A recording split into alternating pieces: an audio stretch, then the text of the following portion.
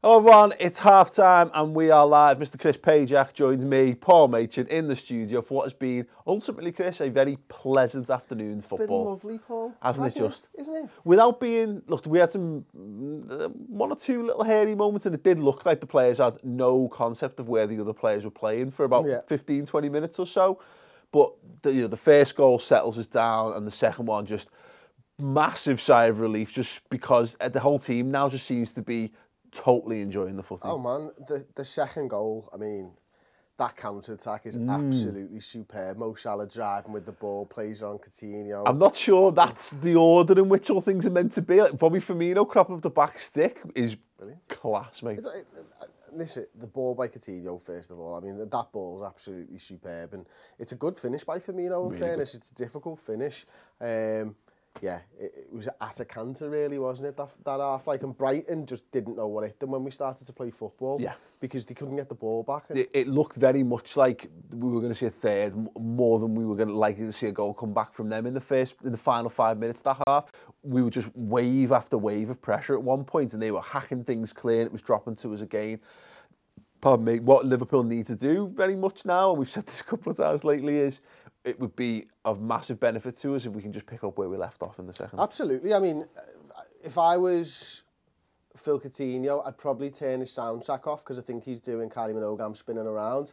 Because every time he's picking the ball up, that's all he's doing at the moment. He's having so much fun out there. He's genuinely taking the piss. He's absolutely taking the piss. He's gotten to the point where he's not beating men because it serves a greater purpose. Like, it's not driving the play forward. I think he's beating men just to show he can beat men. Do you know what? He's had 2 games there. He hasn't played. You know what I mean? He's come back in and he's got a point to prove. Yeah. He really has. And you know, it's like when you play a Pro Evo game or something, or FIFA or something, and you forget you've got someone boss on your side, and then you realise you've just got Messi or something, and then you just try and do everything with that one player for a little bit. Phil Coutinho's getting the ball and he's just taking men on. It's interesting because there was a point in that game when it wasn't quite clicking for us, and I thought Coutinho on the left still bothers me a little bit because obviously how good it can be with Mane and Salah wide on both flanks because he's been playing a midfield role at times. I think he comes a little deeper this season than he maybe did last, and it wasn't quite working for me. But now he's picking it up, and again he's influencing the game from there. It's just working. Yeah, and the 3 at the back. Listen, I must admit, I thought with Matip's injury we're going to see some weird stuff. But today, I was not expecting that at all. Because Klavan's on the bench. He's ill though, isn't he? Well, true, but the point is, we've got Ragnar Klavan on the bench, we've got Emre Can and Gini Wijnaldum joining Dejan Lovren in a back 3, and yeah, look, it took a little while to settle into it, but it's working. Here's the thing, I've just seen a tweet from Matt Ladgston saying, is Gini Wijnaldum the shortest centre-back Liverpool have ever played? He's tiny, like we met him a few weeks ago and stuff. He's a midget. Okay, so your height? He's smaller. He's smaller than me. He's well smaller than me. Well smaller than me. You're not small, by the way. No, I'm not. Only when it counts.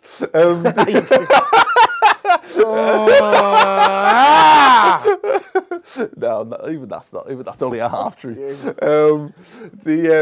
Yeah, so they're doing well, and they've got to continue to do well. We talk about it just looking at some of the results around the league. Obviously, Spurs are drawing with Watford at the moment. We know Arsenal and Man United to come.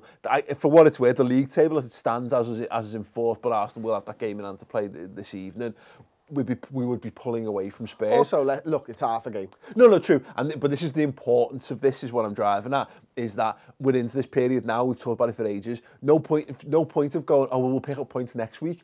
This Liverpool side needs to come out this next half, go full intensity and get this game put to bed, because the 3 points are more important than anything at the moment. Absolutely, Paul. Simon?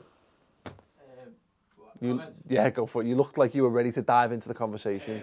A few people have been talking about Robertson, saying he's rusty. I agree with that. I think he's been... The game says, of course, he'd be rusty, he hasn't played since. Well, exactly. I think he has played for Scotland, hasn't he? So it's not like he hasn't played footy, but and it's not like he hasn't been training. But I agree, he's grown into it as well. He's playing very advanced on that left side. I mean, both wing backs.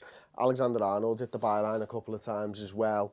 Robertson's hit the byline a couple of times, and that's what you'd expect to see. If we're trying to stretch them with wing backs, that's working. You know what I mean? They've not been troubled defensively as such. There was a period earlier on in the game where their left back or their left winger was getting their past left Trent. wingers as having a decent game against Trent's holding his own reason. There's a few moments where when Bruno's gotten forward and link play from right back, he's caused the problems with, you know, a few give and goes around Robertson and Wijnaldum.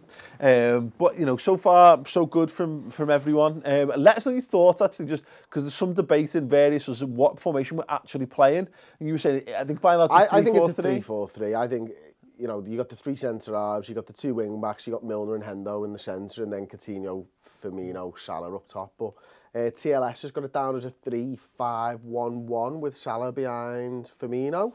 Which we've seen Salah play more central and stuff, but it doesn't seem like that to me. Yeah, but I wait the 11-10-11 thing with bated breath for later on today. But Ty, have you got one more comment for us before we wrap up? If you haven't, that's absolutely fine. Sarah Smith says Genie is a ghost again. He's playing fucking centre back, Sarah Smith. I don't. To be fair, Sarah Smith. Like there was that one block about.